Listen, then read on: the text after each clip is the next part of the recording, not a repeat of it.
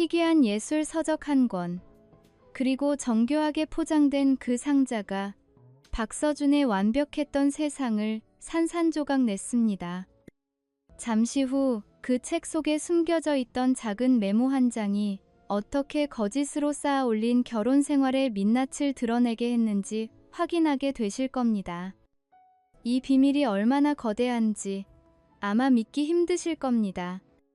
이야기는 반짝이는 광안대교가 한눈에 들어오는 부산 해운대의 한 펜트하우스에서 시작됩니다. 모두가 꿈꾸는 삶, 유능한 건축가 박서준과 그의 아내이자 갤러리 큐레이터인 최지아의 세상이었죠. 서준이 직접 설계한 이 집은 차가운 유리와 강철로 이루어졌지만 아내 지아의 손길이 닿은 실내는 따뜻한 온기로 가득했습니다. 발코니에서는 멀리 바다의 파도 소리가 아스라이 들려왔고 도시의 야경은 마치 그들 부부의 성공을 축복하는 듯 화려하게 빛나고 있었습니다. 다녀왔어. 늦은 밤, 서울에서의 고된 출장을 마치고 돌아온 서준을 지아가 현관까지 마중 나와 따뜻한 미소로 맞이합니다. 식탁 위에는 그의 피로를 녹여줄 정성스러운 저녁 식사가 와인잔과 함께 완벽하게 차려져 있습니다. 왔어요? 오늘 많이 힘들었죠? 며칠 못 봤더니 보고 싶어 죽는 줄 알았네. 서울 프로젝트는 어때요? 잘 되어가요? 그럼. 거의 마무리 단계야. 이젠 정말 끝이 보여. 당신은? 내가 없는 동안 별일 없었고? 오늘 하루 어땠어? 서준은 지아가 건네는 와인잔을 받으며 넥타이를 풀었고 아내의 맞은편에 앉았습니다. 지아의 얼굴에는 자신의 일에 대한 자부심과 기분 좋은 설렘이 가득했습니다. 아주 좋았어요. 다음 달에 있을 신진 작가 특별 전시회 준비 때문에 정신없긴 한데 정말 기대돼요. 작품들이 정말 대단하거든요. 특히 한태민 작가님 후원이 정말 큰 힘이 되고 있어요. 그분 안목은 정말이지. 예술에 대한 이해가 남달라요. 덕분에 제가 구상했던 것보다 훨씬 더 큰 규모로 진행할 수 있게 됐어요. 그래? 잘 됐네. 당신이 그렇게 즐거워하니 나도 좋아. 그 사람, 당신 재능을 제대로 알아본 모양이군. 그런가? 호호. 당신도 이 프로젝트만 끝나면 당분간은 부산에만 있을 수 있는 거죠? 약속한 거예요. 물론이지. 그때까지만 조금만 더 힘내자고. 끝나면 우리 어디든 멀리 여행이라도 다녀오자. 물론이죠. 아무 걱정 말아요. 자, 어서 식사부터 해요. 당신 좋아하는 걸로만 준비했어요. 두 사람의 대화는 언제나처럼 다정했고 서로를 향한 눈빛에는 1년차 신혼부부의 신뢰와 깊은 애정이 가득했습니다. 친구들은 모두 건축가, 남편과 큐레이터 아내의 조합은 마치 영화 같다며 그들의 완벽한 결혼 생활을 부러워했죠. 하지만 그 완벽하게 설계된 건축물 같은 그림은 모두가 알다시피 가장 예상치 못한 곳에 작은 균열 하나로부터 무너지기 시작합니다. 그 누구도 눈치채지 못했던 아주 작은 틈이 서서히 벌어지고 있었습니다. 하지만 그 완벽한 그림은 모두가 알다시피 가장 예상치 못한 곳에서부터 균열이 생기기 시작합니다. 그 누구도 눈치채지 못했던 아주 작은 틈이 서서히 벌어지고 있었습니다. 그 변화의 시작은 전화 한 통이었습니다.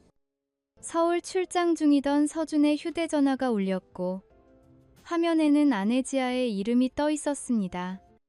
평소 같았으면 반가웠을 이름이 이상하게도 그날따라 서준의 마음에 작은 파문을 일으켰습니다. 지아야. 무슨 일이야? 아, 서준 씨. 미안해요. 오늘 저녁 약속 조금 늦어질 것 같아요. 중요한 컬렉터 분과 미팅이 길어져서요. 기다리지 말고 먼저 저녁 먹어요. 그래? 알았어. 너무 무리하지 말고 끝나면 바로 전화해. 처음에는 대수롭지 않게 여겼습니다. 아내의 일에 대한 열정을 누구보다 잘 아는 서준이었으니까요. 하지만 그런 날들이 점점 잦아졌습니다. 신기하게도 서준이 서울 출장을 가거나 야근으로 늦는 날이면 지아 역시 컬렉터와의 저녁 약속, 갑작스러운 전시회 미팅을 이유로 늦게 귀가하는 일이 반복되었습니다. 함께 저녁을 먹는 날보다 혼자 식사를 해결하는 날이 더 많아졌죠. 어느 날 저녁, 소파에 나란히 앉아 TV를 보던 서준이 문득 입을 열었습니다. 둘 사이에는 이전과 다른 어색한 침묵이 흐르고 있었습니다.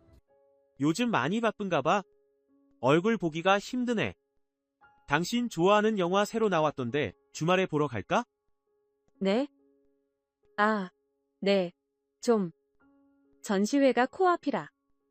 영화는 주말에도 갤러리에 나가봐야 할 것 같아요. 미안해요. 지아는 스마트폰에서 눈을 떼지 않은 채 건성으로 대답했습니다. 그녀의 손가락은 쉴 새 없이 화면 위를 움직이고 있었고 그들의 대화는 더 이상 이어지지 않았습니다. 두 사람 사이에 보이지 않는 벽이 생긴 듯한 서늘한 거리감. 서준은 애써 그 불안감을 무시하려 했습니다. 그러던 어느 목요일 저녁이었습니다. 서울에서 예정되어 있던 클라이언트 미팅이 갑자기 취소되면서 서준은 예상보다 훨씬 이른 시간에 부산 집으로 돌아올 수 있었습니다. 아내를 놀라게 해줄 생각에 입가에 미소가 번졌죠. 하지만 그를 맞이한 것은 텅 빈 아파트의 차가운 공기뿐이었습니다. 아직 퇴근 전인가? 그는 지아에게 전화를 걸었습니다. 신호음이 길게 이어졌지만 그녀는 받지 않았습니다. 서준의 마음속에 작은 불안감이 싹트기 시작할 때쯤 전화가 연결되었습니다. 수화기 너머로 시끄러운 음악 소리와 사람들의 웃음소리가 희미하게 들려왔습니다. 여보세요? 지아야, 어디야? 전화 왜 이렇게 안 받아? 나 지금 집인데. 수화기 너머로 순간적인 정적이 흘렀습니다. 소음이 급격히 줄어들고 지아의 목소리는 평소보다 조금 더 높고 당황한 기색이 역력했습니다. 네? 집에. 벌써 왔어요? 어떡하지? 말하는 걸 깜빡했네요. 한태민 작가님이랑 갑자기 미팅이 잡혔어요. 우리 갤러리 신진 작가 작품에 아주 관심이 많으셔서. 미안해요. 금방 들어갈게요. 한태민. 또 그 이름이었습니다. 서준은 끓어오르는 복잡한 감정을 억누르며 괜찮다고 말했지만 무언가 석연치 않은 느낌을 지울 수 없었습니다. 그날 밤 11시가 넘어 귀가한 지아의 모습은 평소와 사뭇 달랐습니다. 얼굴은 와인을 마신 듯 살짝 상기되어 있었고 평소보다 과감하고 화려한 옷차림의 낯선 향수 냄새가 짙게 배어 있었습니다. 그녀가 벗어 소파에 던져둔 실크 스카프에서는 스파이시한 우드 계열의 명백히 남성적인 향기가 풍겨왔습니다. 미안해요. 회의가 길어져서. 정말이에요. 중요한 투자 논의였어요. 괜찮아. 피곤하겠다. 어서 씻어. 그날 밤 서준은 잠든 아내의 옆에 누워 잠을 이룰 수 없었습니다. 그녀의 뺨에 희미하게 남아있는 붉은 기운과 자신의 것이 아닌 낯선 남자의 향수 냄새가 그의 머릿속을 헤집었습니다. 그는 스스로를 다그쳤습니다. 피곤해서 예민해진 걸 거라고 1년을 간 넘긴 아내를 의심하는 자신이 부끄럽다고 말이죠. 하지만 마음 한구석의 불안감은 쉽사리 가라앉지 않았습니다. 그는 알지 못했습니다. 그 의심의 실체가 며칠 뒤 자신의 손으로 직접 열어보게 될 택배 상자 안에 고스란히 담겨 있다는 사실을 말입니다. 그날 밤 서준은 잠든 아내의 옆에 누워 잠을 이룰 수 없었습니다. 그녀의 뺨에 희미하게 남아있는 붉은 기운과 자신의 것이 아닌 낯선 남자의 향수 냄새가 그의 머릿속을 헤집었습니다. 그는 스스로를 다그쳤습니다. 피곤해서 예민해진 걸 거라고 1년을 간 넘긴 아내를 의심하는 자신이 부끄럽다고 말이죠. 하지만 마음 한구석의 불안감은 쉽사리 가라앉지 않았습니다. 그는 알지 못했습니다. 그 의심의 실체가 며칠 뒤 자신의 손으로 직접 열어보게 될 택배 상자 안에 고스란히 담겨 있다는 사실을 말입니다. 며칠 후 평온한 수요일 오전이었습니다. 재택근무를 하며 설계 도면에 집중하던 서준의 아파트에 날카로운 초인종 소리가 울렸습니다. 누구세요? 인터폰 화면에는 택배 기사가 서 있었습니다. 서준은 아무것도 주문한 기억이 없었지만 무심코 문을 열어주었습니다. 그가 받아든 것은 서울의 한 유명 경매회사 로고가 선명하게 찍힌 고급스러운 갈색 포장지로 단정하게 포장된 상자였습니다. 받는 사람의 이름은 명확하게 최지아라고 적혀 있었습니다. 지아가 뭘 샀나? 곧 있으면 결혼기념일인데 혹시 나한테 주는 서프라이즈 선물인가? 서준은 잠시 망설였습니다. 아내의 선물을 먼저 열어보는 것이 아닐까 하는 죄책감이 들었지만 곧이어 피어오르는 호기심과 부부 사이에 비밀은 없다는 생각으로 스스로를 합리화하고 상자를 열기로 결심했습니다. 조심스럽게 포장지를 뜯어내자 묵직한 하드커버의 대형 예술 서적이 모습을 드러냈습니다.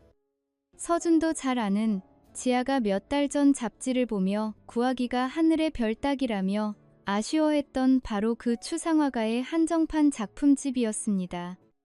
그는 순간 안도하며 미소를 지었습니다. 아내가 자신들의 서재를 위해 큰 마음 먹고 구매한 것이라 생각했죠.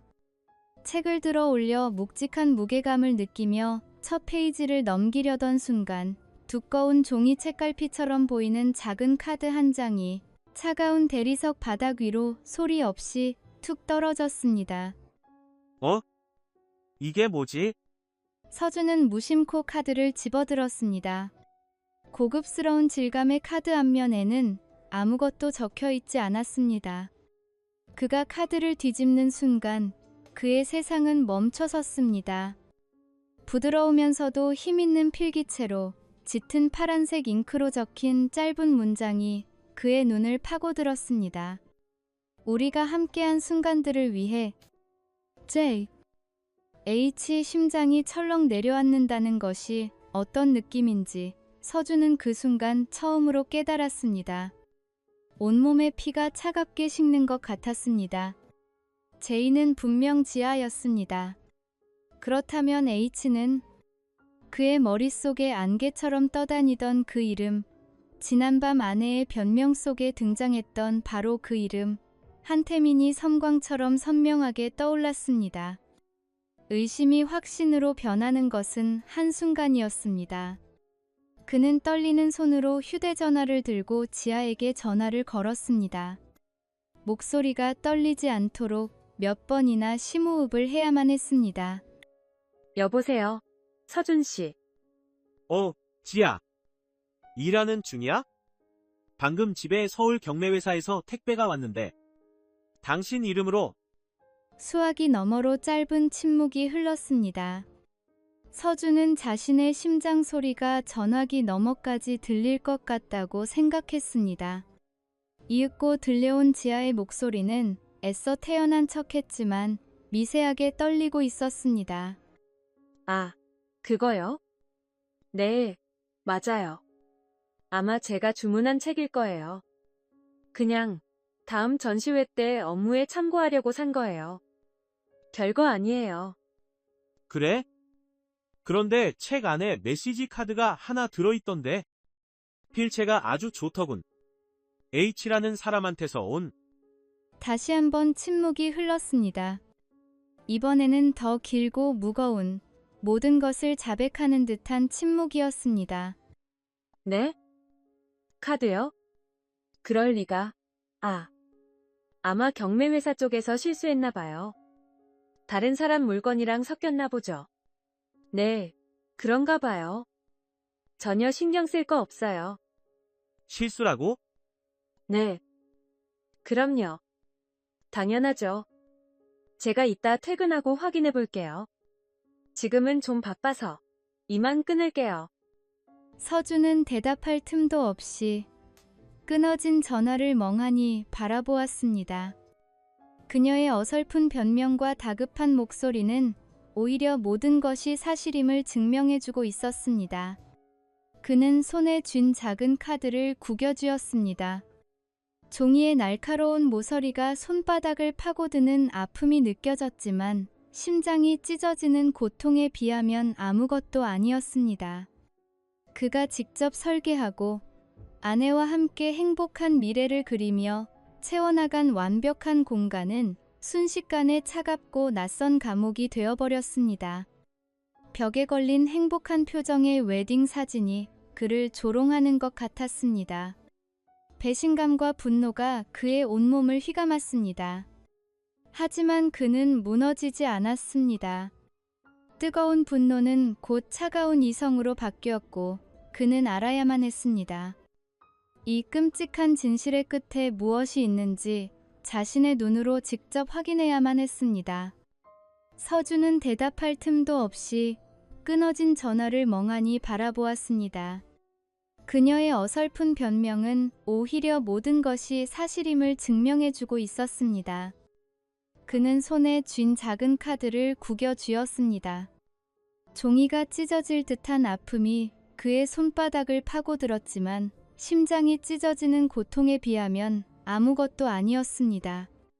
그가 직접 설계하고 아내와 함께 채워나간 완벽한 공간은 순식간에 차갑고 낯선 감옥이 되어버렸습니다. 배신감과 분노가 그의 온몸을 휘감았습니다. 하지만 그는 무너지지 않았습니다. 뜨거운 분노는 곧 차가운 이성으로 바뀌었고 그는 알아야만 했습니다. 이 끔찍한 진실의 끝에 무엇이 있는지 자신의 눈으로 직접 확인해야만 했습니다. 그날 밤 서준은 서재의 컴퓨터 앞에 앉았습니다. 창밖의 화려한 광안대교 야경이 오늘따라 유독 차갑게 느껴졌습니다. 한태민, 대체 누구지? 단 몇 번의 클릭만으로 아내가 그토록 숨겨왔던 비밀의 세계가 서서히 모습을 드러내기 시작했습니다. 검색창에 한태민이라는 이름을 입력하자 수많은 기사와 인터뷰가 쏟아져 나왔습니다. 그는 미술계에서 상당한 영향력을 가진 젊은 재력가이자 유명한 아트 컬렉터였습니다. 해외 유명 미술관의 작품을 기증하고 신진 작가들을 후원하며 쌓아올린 완벽한 이미지. 잡지 속에서 젠틀한 미소와 세련된 옷차림을 한 그의 사진을 보며 서준은 모니터를 부술 것 같은 충동을 느끼며 주먹을 꽉 쥐었습니다. 대중에게 알려진 정보만으로는 부족했습니다. 서준은 지하의 직업을 떠올렸습니다.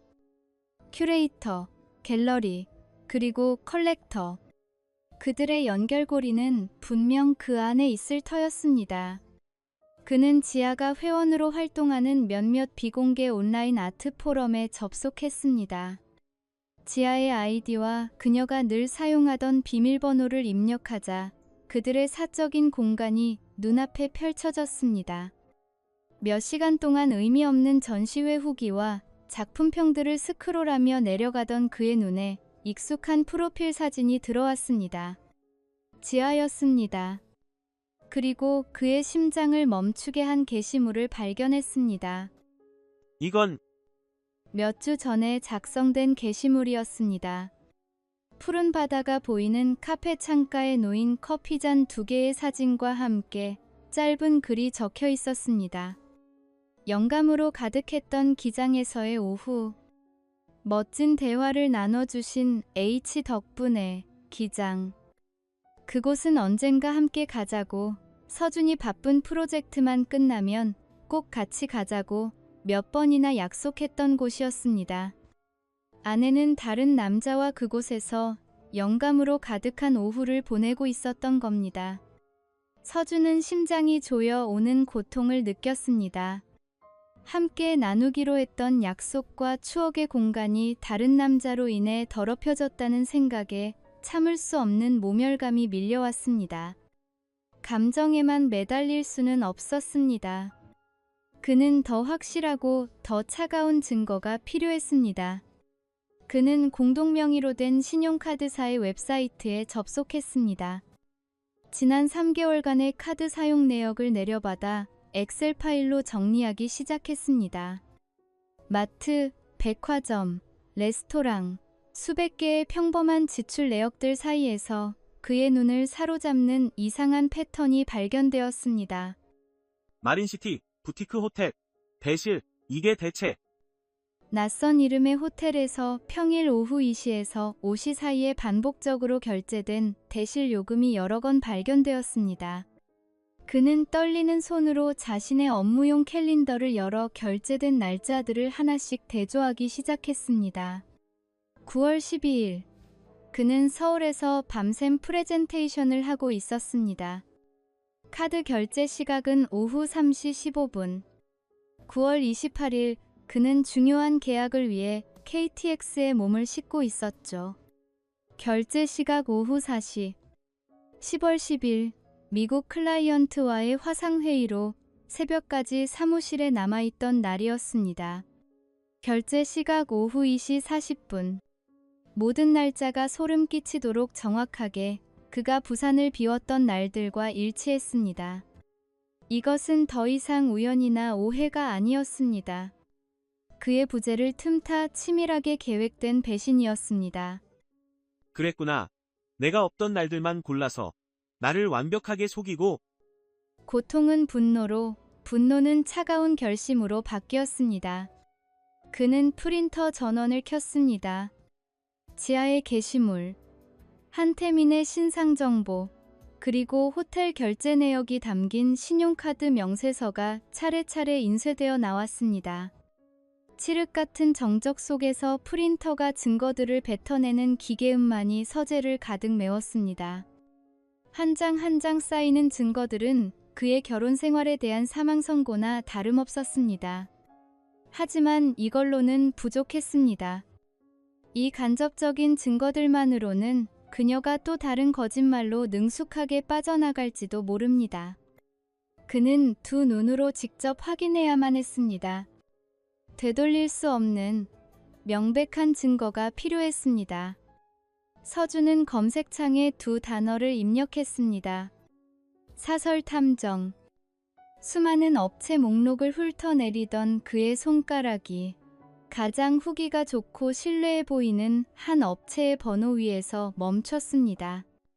그의 손가락은 망설임 없이 통화 버튼을 눌렀습니다. 이제 이 길고 지독한 연극을 끝낼 시간이었습니다. 그날 밤 서준은 서재의 컴퓨터 앞에 앉았습니다. 창밖의 화려한 광안대교 야경이 오늘따라 유독 차갑게 느껴졌습니다. 검색창에 두 단어를 입력했습니다. 사설탐정. 수많은 업체 목록을 훑어내리던 그의 손가락이 가장 후기가 좋고 신뢰해 보이는 한 업체의 번호 위에서 멈췄습니다. 그의 손가락은 망설임 없이 통화 버튼을 눌렀습니다. 이제 이 길고 지독한 연극을 끝낼 시간이었습니다. 다음 날 오후 서준은 서면에 위치한 한 허름한 건물의 사무실에서 돋보기 안경 너머로 자신을 훑어보는 중년의 남자 권 실장과 마주 앉았습니다. 사무실은 낡았지만 기묘할 정도로 깔끔하게 정돈되어 있었습니다. 제가 가진 건 이게 전부입니다. 부디 진실을 알려주십시오. 서준은 자신이 밤새 모은 자료들, 신용카드 내역서, 아트포럼 게시물 캡처, 그리고 한태민의 신상 정보가 담긴 서류 봉투를 테이블 위로 밀었습니다. 권 실장은 말없이 서류를 꼼꼼히 살핀 뒤 안경을 벗어 테이블에 내려놓았습니다. 그의 눈빛은 날카롭고 차가웠습니다.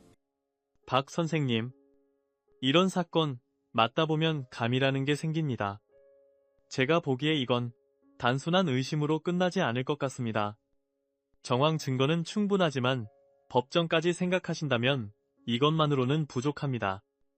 상대방이 작정하고 발뺌하면 그만이니까요. 확실한 증거가 필요합니다. 누구도 부인할 수 없는 사진이든 영상이든 상관없습니다. 알겠습니다. 일주일의 시간을 주시죠. 최지아 씨의 동선을 그림자처럼 따라붙겠습니다.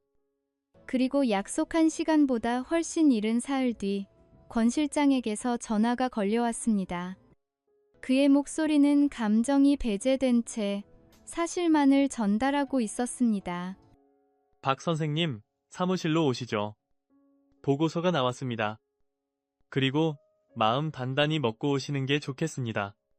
권 실장의 사무실 작은 테이블 위에는 두꺼운 서류 봉투 하나가 놓여 있었습니다. 서준은 마른 침을 삼키며 자리에 앉았습니다.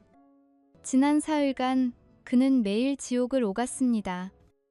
혹시 모든 게 자신의 오해는 아닐까 하는 신락 같은 희망과 모든 것이 사실일 거라는 끔찍한 절망 사이에서 박 선생님께서 의심하시던 내용은 사실이었습니다. 아니, 사실 그 이상입니다. 조사 결과 두 사람의 관계는 최소 3개월 이상 지속된 것으로 보입니다. 권 실장은 봉투를 열어 여러 장의 사진을 테이블 위에 펼쳐 놓았습니다. 첫 번째 사진은 달맞이 언덕의 한 고급 레스토랑이었습니다. 환하게 웃으며 와인잔을 부딪히는 지아와 한태민.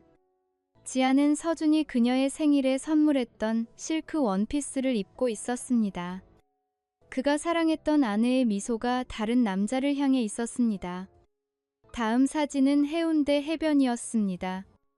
두 사람은 다른 사람들의 시선은 아랑곳하지 않은 채 손을 잡고 거닐고 있었습니다. 한태민의 팔이 자연스럽게 지아의 어깨를 감쌌고 지아는 그의 어깨에 머리를 기댄 채 행복한 미소를 짓고 있었습니다. 서준이 단 한 번도 본 적 없는 그런 편안하고 깊은 미소를. 그리고 마지막 사진. 서준의 숨이 멎는 것 같았습니다. 마린시티의 한 부티크 호텔 로비. 두 사람이 다정하게 팔짱을 낀 채 엘리베이터를 향해 걸어가고 있는 모습이었습니다. 사진 하단에 찍힌 날짜는 그가 서울에서 밤샘 작업을 하던 바로 그날이었습니다. 하, 서준의 눈앞이 아찔해졌습니다. 사진 속 모든 장면들이 비수가 되어 그의 심장을 찔렀습니다. 권 실장은 그의 반응을 살피며 조용히 다음 자료를 꺼내 들었습니다. 작은 USB 녹음기였습니다. 이건 한태민이라는 남자의 차량에서 확보한 음성 메시지 파일입니다. 최지아 씨에게 보내려던 것으로 추정됩니다. 들어보시겠습니까? 서준은 말없이 고개를 끄덕였습니다. 권 실장이 재생 버튼을 누르자 사무실 안에는 낯설지만 자신감 넘치는 한태민의 목소리가 울려 퍼졌습니다. 지아야, 나야. 서준 씨, 금요일까지 서울에 있는 거 맞지? 그럼 목요일 오후에 시간 비워둬. 늘 가던 그 호텔에서 봐. 보고 싶네. 늘 가던 그 호텔. 그 한마디가 서준의 마지막 남은 이성의 끈을 끊어버렸습니다. 이것은 실수가 아니었습니다.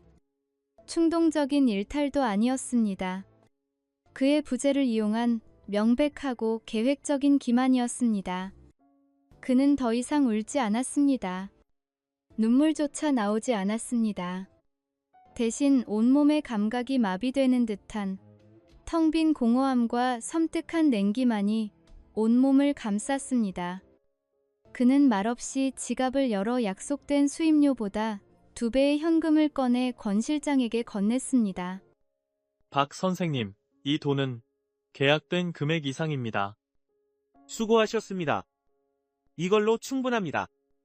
앞으로 필요할 일이 더 있을 겁니다. 집으로 돌아오는 길, 서준의 머릿속은 차갑게 식어 있었습니다. 그는 지아와 단둘이 마주 앉아 이 증거들을 내밀고 싶지 않았습니다. 그녀는 분명 눈물로 호소하며 또 다른 거짓말을 늘어놓을 것이기 때문입니다. 이 배신은 단순히 자신을 속인 것만이 아니었습니다. 가족들 앞에서 맹세했던 신성한 약속을 짓밟은 행위였습니다. 그렇기에 진실 또한 모두가 있는 앞에서 밝혀져야만 했습니다. 그녀를 가장 아끼고 사랑했던 사람들 앞에서 그녀의 가면을 벗겨내야만 했습니다. 그는 차를 세우고 휴대전화를 들었습니다. 그리고 익숙한 번호, 존경하는 장인의 전화번호를 눌렀습니다. 이제 이 모든 것을 끝낼 마지막 무대를 준비할 시간이었습니다. 집으로 돌아오는 길, 서준의 머릿속은 차갑게 식어 있었습니다. 그는 지아와 단둘이 마주 앉아 이 증거들을 내밀고 싶지 않았습니다. 그녀는 분명 눈물로 호소하며 또 다른 거짓말을 늘어놓을 것이기 때문입니다. 이 배신은 단순히 자신을 속인 것만이 아니었습니다. 가족들 앞에서 맹세했던 신성한 약속을 짓밟은 행위였습니다. 그렇기에 진실 또한 모두가 있는 앞에서 밝혀져야만 했습니다. 그는 차를 세우고 휴대전화를 들었습니다. 그리고 익숙한 번호, 존경하는 장인의 전화번호를 눌렀습니다. 이제 이 모든 것을 끝낼 마지막 무대를 준비할 시간이었습니다. 그리고 운명의 금요일 저녁, 서준과 지아는 동네에 위치한 그녀의 부모님 댁에 도착했습니다. 저녁 식사는 무거운 침묵 속에서 이루어졌습니다. 장모는 애써 밝은 분위기를 만들려 했지만 서준의 굳은 표정과 장인의 근심 어린 얼굴, 그리고 아무것도 모른 채 눈치를 살피는 지아 사이의 긴장감을 감출 수는 없었습니다. 식사가 끝나고 거실에 모여 앉았을 때 서준은 들고 온 서류 가방을 조용히 테이블 위에 올려놓았습니다. 모두의 시선이 그에게로 향했습니다. 아버님, 어머님, 드릴 말씀이 있습니다. 서준은 지아의 눈을 똑바로 쳐다보며 말했습니다. 그의 목소리는 얼음장처럼 차가웠습니다. 지난주에 지아 앞으로 온 예술서적 한 권이 있었습니다. 아주 귀하고 비싼 책이더군요. 그런데 그 책이 할 이야기가 따로 있었습니다. 그는 가방에서 구겨졌던 작은 카드를 꺼내 테이블 중앙에 놓았습니다. 지아의 얼굴이 하얗게 질리기 시작했습니다. 이어서 그는 신용카드 명세서를 장인에게 건넸습니다. 이게 다 무엇인가? 박서방. 마린시티 호텔. 은퇴한 노교수인 장인의 눈썹이 꿈틀거렸습니다. 서준은 아무 말 없이 마지막 증거물 권 실장에게서 받은 사진들을 테이블 위에 한 장씩 펼쳐놓기 시작했습니다. 레스토랑에서 웃고 있는 모습, 해변에서 손을 잡고 있는 모습, 그리고 마침내 호텔 로비로 함께 들어가는 두 사람의 모습까지. 아, 안 돼. 지아의 입에서 작은 비명이 터져 나왔습니다. 그녀의 어머니는 손으로 입을 막은 채 믿을 수 없다는 표정으로 딸과 사진을 번갈아 쳐다보았습니다. 서준은 마지막으로 휴대폰을 꺼내 음성 파일을 재생했습니다. 거실 안에는 한태민의 나른하고 자신감 넘치는 목소리가 울려 퍼졌습니다. 지아야, 나야. 서준 씨, 금요일까지 서울에 있는 거 맞지? 그럼 목요일 오후에 시간 비워둬. 늘 가던 그 호텔에서 봐. 보고 싶네. 그 순간 지아는 무너져 내렸습니다. 그녀는 소파에서 미끄러지듯 내려와 바닥에 무릎을 꿇고 울부짖기 시작했습니다. 여보, 아빠, 엄마, 제가 잘못했어요. 정말 죄송해요. 한순간 제가 미쳤었나 봐요. 제발 용서해주세요. 네? 하지만 서준의 눈빛은 흔들리지 않았습니다. 그는 무릎 꿇고 비는 아내를 차갑게 내려다보았습니다. 용서? 우리가 함께 지은 이 집이 우리의 결혼 생활이 건축물이라고 생각했어. 그런데 당신이 기둥을 빼내고 기초를 무너뜨렸어. 무너진 집은 용서로 다시 지을 수 없어. 침묵을 지키던 장인이 떨리는 목소리로 입을 열었습니다. 그의 목소리에는 분노와 함께 깊은 슬픔이 담겨 있었습니다. 박서방. 나는 자네를 내 아들처럼 믿었네. 그런데 지아야, 네가 어찌 이런 짓을. 이 집안의 얼굴에 먹칠을 해도 유분수지. 그날 밤 모든 것이 끝났습니다. 이혼 절차는 신속하게 진행되었습니다. 서준이 제시한 증거들은 너무나 명백했고 지아는 어떤 변명도 할 수 없었습니다. 서준은 이혼 소송과 함께 한태민을 상대로 한 소송도 제기했고 두 사람 모두에게서 상당한 액수의 위자료를 받아냈습니다. 소문은 미술계에 빠르게 퍼져나갔습니다. 유능한 큐레이터였던 지아는 설 자리를 잃었고 한태민 역시 후원자의 탈을 쓴 부도덕한 인물로 낙인 찍히며 명성에 큰 타격을 입었습니다. 그리고 1년 후 서준은 여전히 해운대의 펜트하우스에 살고 있었습니다. 그는 발코니에 서서 이제는 더 이상 차갑게 느껴지지 않는 광안대교의 야경을 바라보고 있었습니다. 그의 손에는 바로 그 운명의 예술 서적이 들려 있었습니다. 결국 이 책 한 권이 모든 것을 바꿨구나. 어쩌면 진실을 모른 채 살아가는 것이 더 행복했을지도 모릅니다. 하지만 그는 이제 알았습니다.